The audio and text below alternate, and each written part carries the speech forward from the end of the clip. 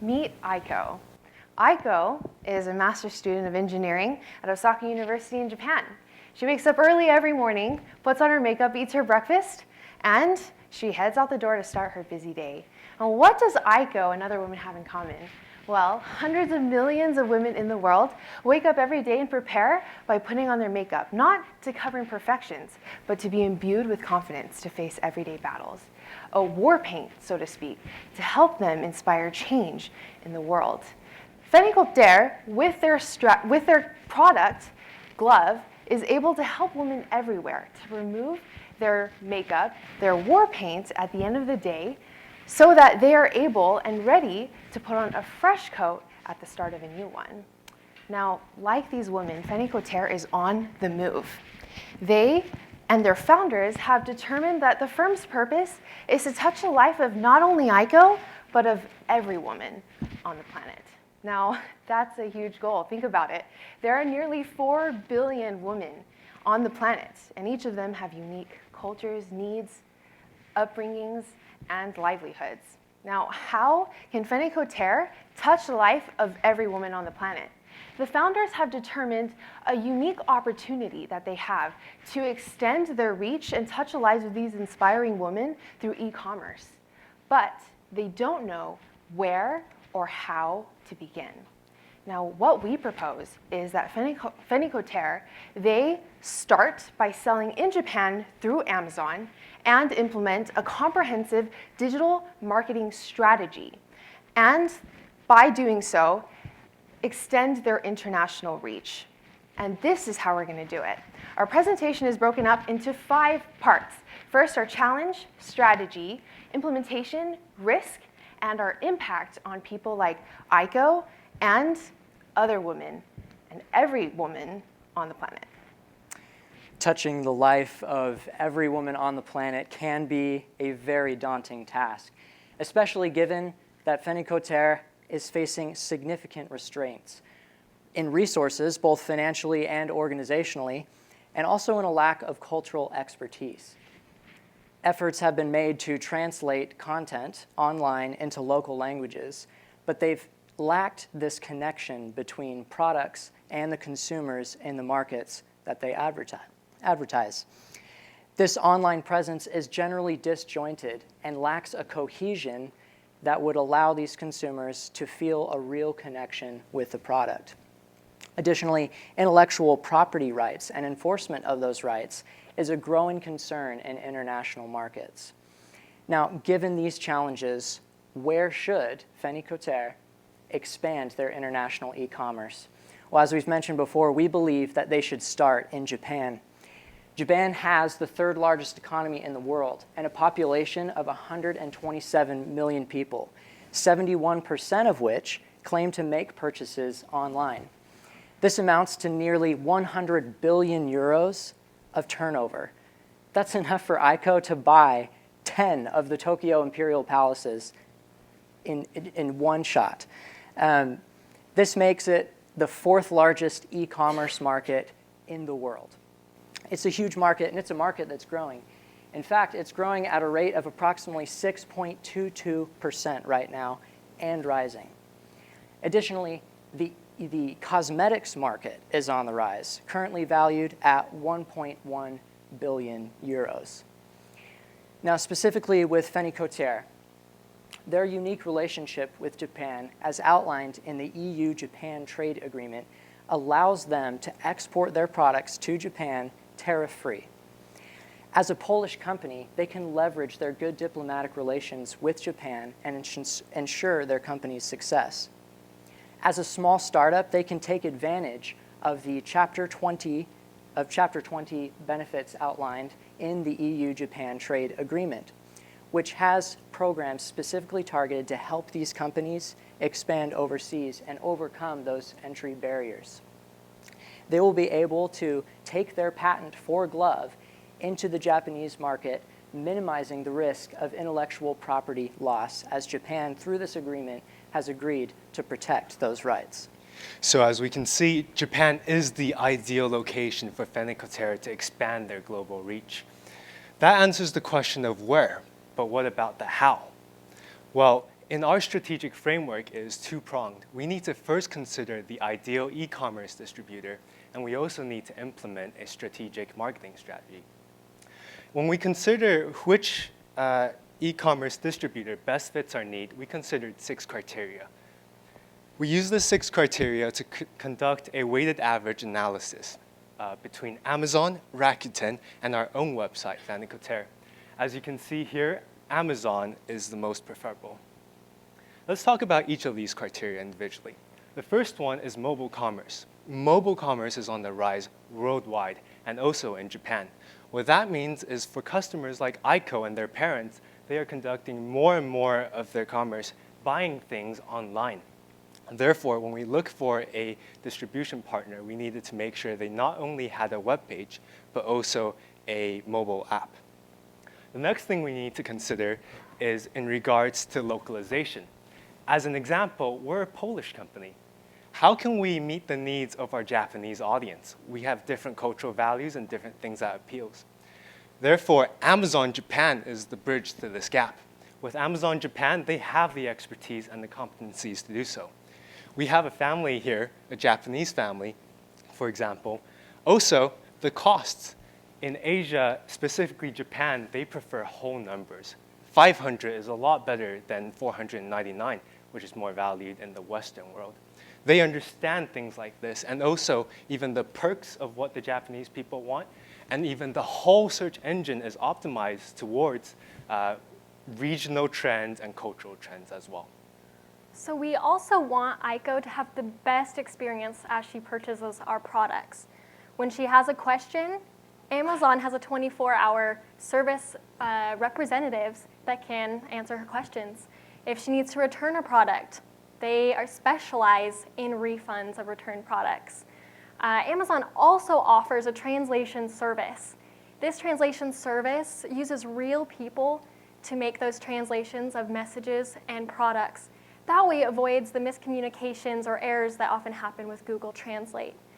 And finally, Amazon, because of their reach and network established with their 3PLs, they can guarantee delivery.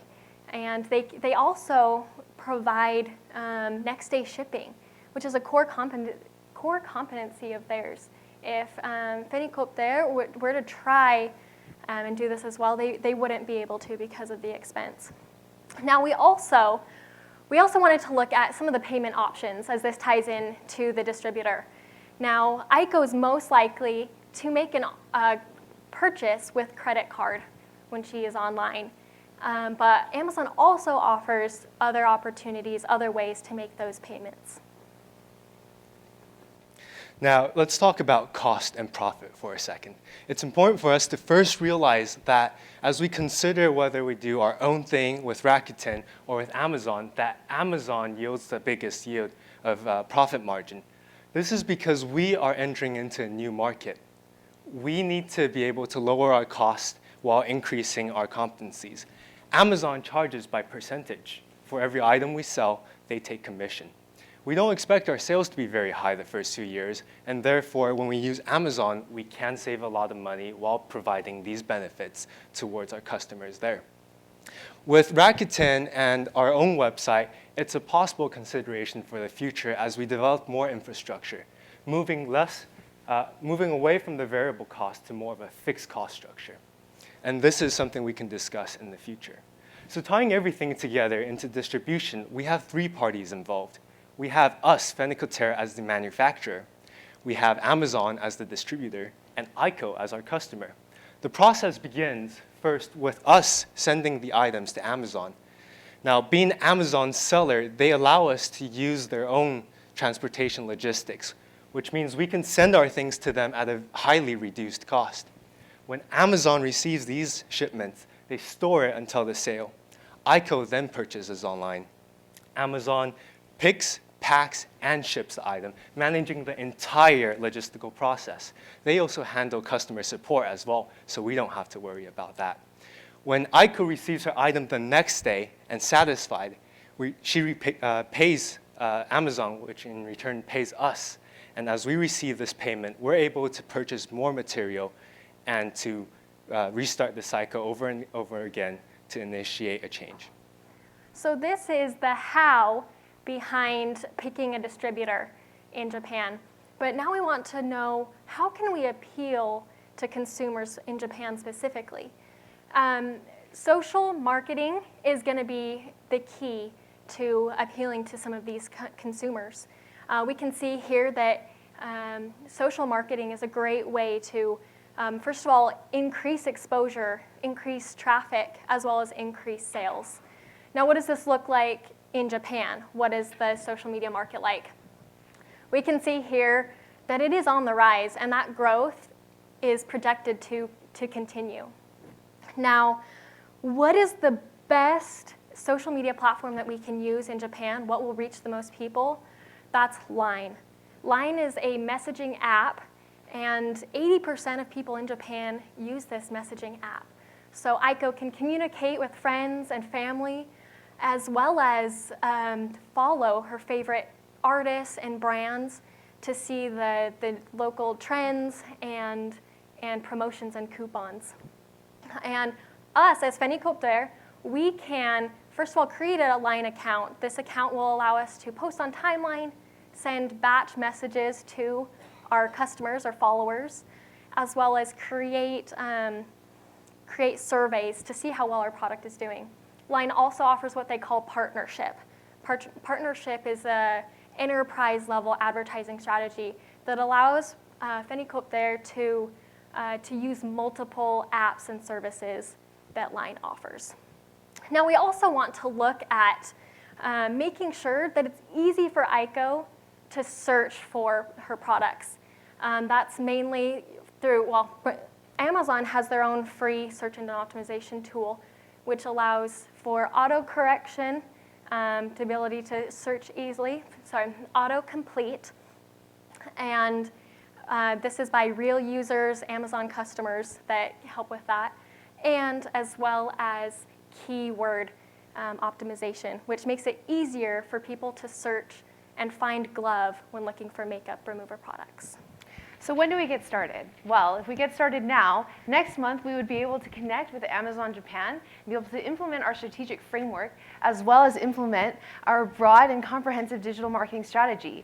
In the next 6 months, we're able to sell in Japan, and we're able to observe these marketing conditions and see if we need to adjust or adapt to certain things that we didn't account for maybe.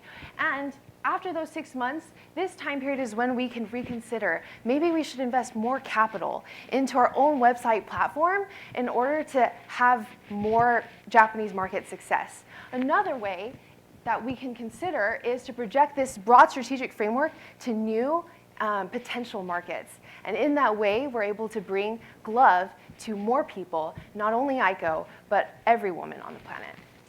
But there are some inherent risks associated with this strategy. For example, political relationships are highly volatile. As we see today, they have a heavy bearing on international trade.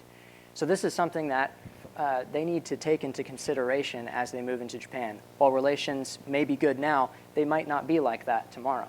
But it's likely that they'll continue because, as we mentioned before, the EU-Japan trade agreement allows and mitigates for this risk. Another reason is Poland individually, actually, in 2019, will celebrate 100 years of established diplomatic relations with Japan. Something that also needs to be considered, however, is the fact that the Japanese consumer market relies heavily on these industry purchasing trends. They don't like to change. And we've seen that with the cosmetics industry, which we know will affect us, that customers prefer these offline distribution channels rather than online distribution. But that's why we're going with online distribution channels. They're easier to break into. We can get to Aiko faster, and we're able to emphasize our quality. And as we do that, we'll be able to convince these consumers to come to our online distribution channel to purchase the product. And as we've mentioned before, as with any international expansion, intellectual property protection is absolutely key. In many international markets, this is not something that's well respected. So we need to be wary of putting a patented product into a market where laws do not match that of our domestic market. But fortunately, Japan, that takes care of it. We believe that these risks and many more can be mitigated through the implementation of the strategic framework that we've outlined today. the impact of that implementation is quite significant. We can efficiently utilize the very limited resources that we have by leveraging our relationship with Amazon. We can leverage that relationship and adapt to the local needs and preferences of the Japanese market. We can establish a deliberate digital presence. Okay.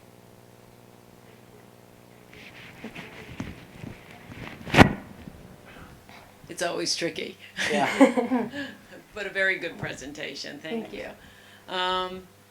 It's interesting, as I was listening to this, it was very persuasive, but I have to ask you, one of your opening lines was distinguishing your connectivity to the actual consumer. And that really talks to a brand strategy. That talks about what distinguishes you as a product. Until your very second to last slide, the only time you talked about distinction was because of our quality. So I'm really curious, how, while you really analyzed from a variety of different standpoints very well, what about the competition? How are you planning to break through? They aren't the only makeup remover. So you explained and you qualified your channels of distribution, why Japan, et cetera. But I'm curious about the competition and how you took that into effect. And that's a great question, actually. So actually, as we considered Japan, we looked at the competitors and possible competitors that there might be. And simply put, there's not quite a competitor that offers that exact product. And the reason why is currently the top 5 makeup remover products with cloths are all disposable. They're not the microfiber cloths that Glove actually offers. And so they, sorry, is there a way to? Which slides? It's why not Japan? Why to Japan? And then no, go back. Yep, and then the next slide. Perfect. So these are the 5 like competitors, top competitors that we saw, but none of them offer this distinctive quality that Glove does. And so we're very positive that as these customers see the environmentally friendly quality, as well as just the manufacturing quality of this product, that they'll be more inclined to purchase this Glove product in Japan. Can you talk a little bit more about your awareness strategy? You talk about using social media, but people aren't going to just go online and say, "Oh, let me search for Glove." How do they even find out about you? I think that's a really great question. And part of, I think, really what it'll come down to is that line, the line messaging app that really will kind of start that awareness specifically in Japan as they're able to kind of put those advertisements out and kind of connect with people that are in Japan because it is so widely used. It'll start to give them that, I guess, customers that knowledge of that it exists. We actually also took a look at the Google search trends of the word glove and broke it down by region. And Japan was near the top of that list. Poland and Europe, where they were already established, were at the top of that list, but Japan as well, which we recognized was not a market that they were currently in. Yeah, I was wondering what you thought about the U.S. market. I mean, because I don't think we heard anything at all about it. And I'm not being critical of that because you were focusing on what you were going to do with your strategy.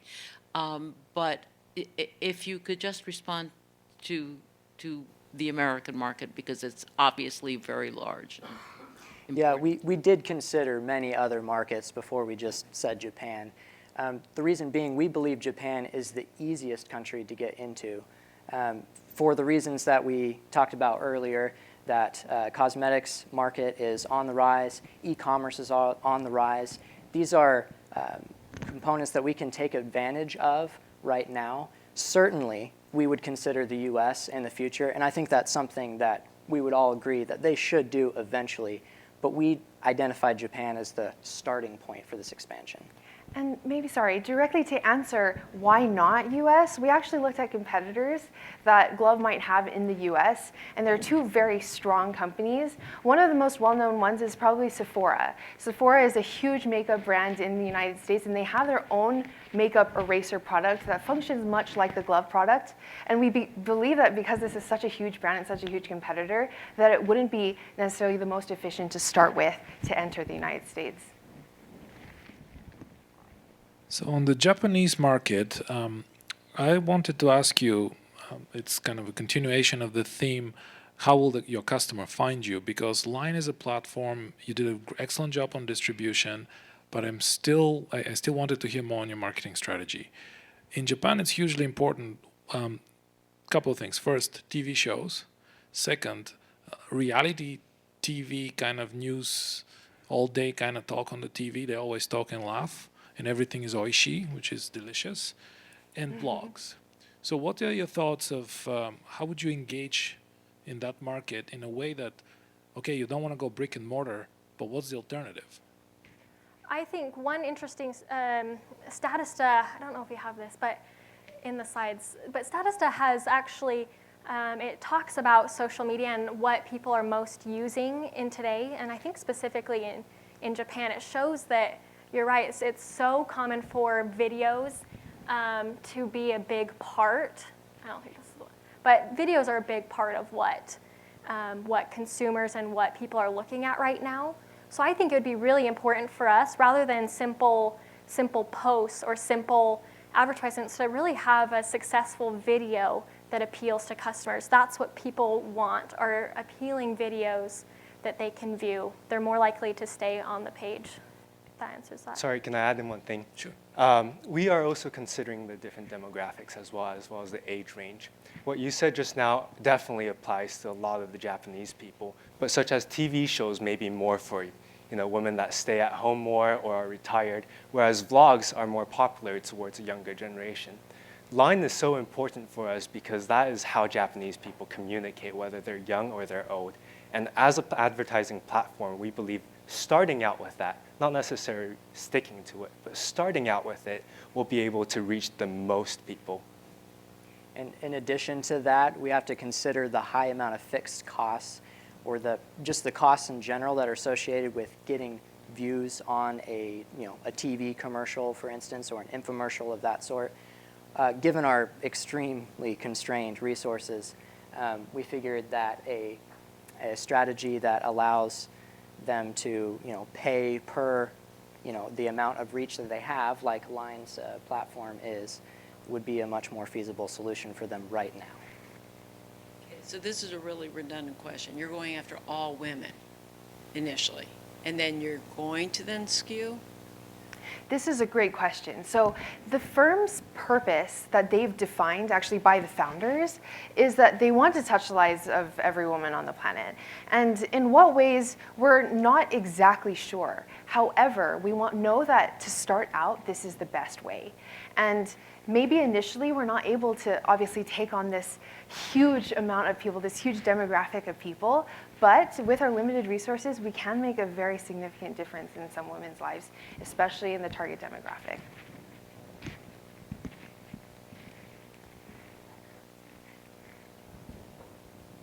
Yeah, I thought overall very, very good. The presentation, your ability to answer questions, your appendix was chock full, so you were able to pull up and we were able to listen, but also view, so I really appreciate it. Stylistically fantastic. I guess I would follow up on my last question, however, because your opening line was war paint, which immediately gave an attitude, a style, which was excellent for the persona. I'm not sure the war paint is universally all women. It would be a targeted attitude. You also said for some women, in your last answer to the question, some women are not all women. So just FYI, the language and the consistency, I get why all women, but the answer might be, then you'll start reading the research and really targeting, because online you can be very specific. But I like the idea that you gave an attitude. It was a distinction, and it followed up. So thank you. Thank you. Appreciate that. I like your presentation.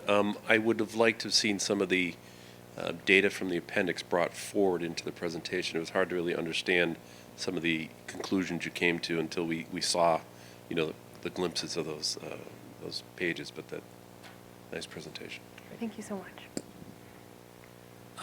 I did want to see more about the cost analysis of what you want to do, but again, I'm sure you have it in the appendix. I do think your marketing strategy, if you have a chance to rearrange it, I would say go marketing first, distribution second. I think marketing is more important in this particular case than distribution for global entry. I thought you did an excellent job in answering our questions, so thank you. Thank you. Well, I'm just going to echo my colleagues here. Very, very nice presentation, and you particularly answered the questions in a very effective way. So thank you. It ties it all together. Thank you. Thank you. One more thing that is really distinctive in what we did, and that was you really, really talked about this as a global brand. You qualified IP, you had your legal, you were very specific to policy, you were current on your news, and that was definitely worthwhile. And appreciate it. Thank you. Thank you so Thanks so much. much. Thank you. Thank you.